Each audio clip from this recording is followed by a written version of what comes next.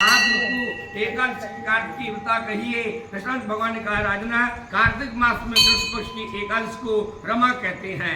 इस एकादशी का व्रत करने से समस्त पाप नष्ट हो जाते हैं। इसकी कथा मैं तुम्हारे सामने वर्णन करता हूँ, तो तुम ध्यान देकर श्रवण कीजिए। प्राचीन काल की बात है, एक राजा जिसका नाम मुचकुंद था, वह धर्म राज्य करता था। उसके मित्र भी इंद्र, कुबेर, विष्णु, विभूषण इत्यादि थे। वह सत्य बोलने वाला विष्णु भगवान का गहरा भक्त था। उसकी लड़की उत्पन्न हुई जिसका नाम चंद्रभागा रखा। जब वह की शादी की हुई तो राजा उसका विवाह राजा चंद्रसेन के पुत्र शोभन के साथ कर दिया।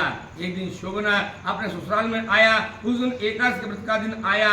चंद्रभागा ने एकादशी का दिन समीप आया जानकर विचार किया कि मेरा पति अत्यंत दुर्बल है, इसलिए यह व्रत नहीं कर सकेगा।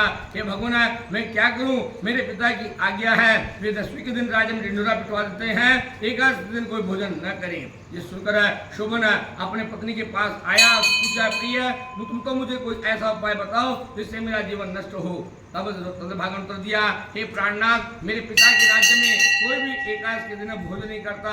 यहाँ तक कि हाथी, घोड़े, ऊंट, बैल, गाय, बैल इत्यादि भी पशु ग्रहण नहीं करते हैं। तब आप बताइए, मनुष्य किस प्रकार से अन्न ग्रहण कर सकता है? यदि आप भोजन करना चाहते हो तो उस नगर को छोड़ करके आज के दिन कहीं अन्य चले जाइए। यदि आप स्थान पर रहोगे तो तुम्हें यह व्रत अवश्य करना पड़ेगा। शोभन ने उत्तर देते हुए कहा, हे प्रिय, तुम्हारा कहना बिल्कुल सत्य है, मैं इस व्रत करूंगा, जो भाग्य में लिखा है वो होगा। इस प्रकार विचार कर शोभन ने एकादशी का व्रत किया। तब वह भूख प्राप्त होने लगा। तब सूर्यनारायण भगवान अस्त हो गए और जागरण करने की रात्रि आई तो वह शोभन को अति दुखदायी प्रतीत होने लगी। नतीजा यह हुआ, दूसरे दिन प्रातः काल होने से पूर्व ही शोभन की मृत्यु हो गई। तब राजा ने राज के सम्मान के साथ उसका दाह संस्कार करा दिया। चंद्रभागा को सती होने से पिता ने रोक लिया। वह अपने पिता घर में रहने लगी। रामायण के प्रभाव से शोभन को मंदराचल पर्वत पर शत्रुओं से मुक्त एक उत्तम देवनगर प्राप्त हुआ। उस अटारी पर तरह तरह के हीरे, पन्ने, मणि आदि से सुशोभित स्वर्ण के सुंदर खंभे लगे थे। वे उस स्थान पर स्वर्ण के सिंहासन विराजमान हो रहा था। सन्मुख अप्सरा नृत्य कर रही थी। गंधर्व गान पर शोभा वह शोभन उस समय दूसरे इंद्र के समान वह शोभा दे रहा था। एक समय एक सोम शर्मा नाम का ब्राह्मण मुचकुंद नाम का रहने वाला था। तीर्थ यात्रा करते हुए घूमता फिरता उस स्थान पर चला गया। सोम शर्मा ने शोभन को राजा के दवाई जानकर पहचान लिया। वह उससे निकट गया। सोम शर्मा ब्राह्मण को आया देखकर राजा शोभन अपने सिंहासन पर खड़ा हुआ और ब्राह्मण का सत्कार कर उनको पास बिठा दिया। अपने ससुर अपनी स्त्री चंद्रभागा की कुशलता को समाचार पूछने लगा। स्त्री चंद्रभागा कुशलता के समाचार पूछने लगा। सोम शर्मा ने कहा, राजन, हमारा राज्य और तुम्हारी पत्नी चंद्रभागा दोनों सकुशल है। अब आप मुझको अपना वृतांत सुनाओ, क्योंकि यह सब देखकर बड़ा आश्चर्य हो रहा है कि ऐसा विचित्र और सुंदर नगर न तो मैंने पहले देखा और न कभी सुना। आपको इसलिए प्रकाश प्राप्त हुआ। शोभन ने कहा, हे सोम शर्मा, यह सब कार्तिक मास में कृष्ण पक्ष की रमा एकादशी के व्रत का प्रभाव है।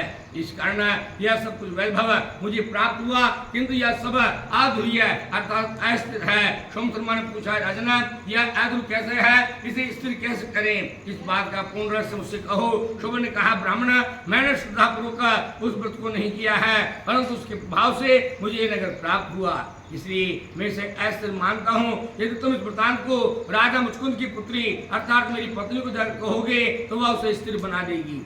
सोम शर्मा ने मुचकुंद नगर में आकर यह सारा वृतांत चंद्रभागा को सुनाया। यह सब हाथ सुनकर राजा पुत्री चंद्रभागा ने कहा, ब्राह्मण, क्या आप स्मृतों में आंखों देखा प्रत्यक्ष सुना रहे हैं या कोई स्वप्न देखा है? सोम शर्मा ने समझाते हुए कहा, हे राजकन्या चंद्रभागा, यह जो कुछ वृतांत मैंने तुमसे कहा अपनी आंखों से प्रत्यक्ष देखा है, इसमें किंचित मात्र भी झूठ नहीं है, परंतु वह नगर अस्थिर है। अब कोई ऐसा उपाय करें जिससे वह नगर स्थिर हो जाए। चंद्रभागा ने कहा, महाराज, आप मुझे शीघ्र नगर के पास ले जाइए। मैं अपने पति को देखना चाहती हूँ और मैं अपने पति के प्रभाव से उस नगर को स्थिर बना दूंगी। तब सोम शर्मा चंद्रभागा को अपने साथ लेकर मंदराचल पर्वत के पास वामदेव मुनि के आश्रम करने वाला आया। वामदेव मुनि ने मंत्रों से चंद्रभागा का अभिषेक किया। चंद्रभागा मंत्रों के प्रभाव से दिव्य शरीर को धारण कर अपने पति शोभन के पास चली गई। शोभन ने अपने पत्नी को आया देखकर प्रसन्नता पूर्वक अपने सिंहासन पर वाम स्थान बिठाया। चंद्रभागा ने शोभन से कहा, हे प्राणनाथ, अब आप मेरे व्रत के पुण्य प्रभाव को सुनिए। जब मैं अपने पिता घर में 8 वर्ष की आयु की थी, तभी से मैं इस एकादशी का व्रत यथाविधि करती हूँ। उन्हीं व्रत के प्रभाव से यह आपका नगर स्थिर हो जाएगा और समस्त कर्म शुद्ध होकर प्रलय काल के अंत तक रहेगा। वह चंद्रभागा दिव्य देह धारण करके अपने पति के साथ आनंद से रहने लगी। हे दुष्टर, यह मैंने तुमसे रमा एकादशी का महात्म्य कहा।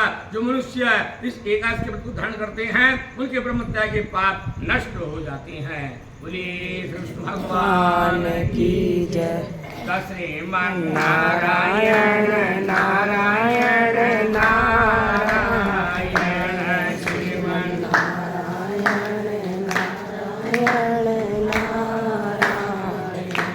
भजमन नारायण नारायण नारायण भजमन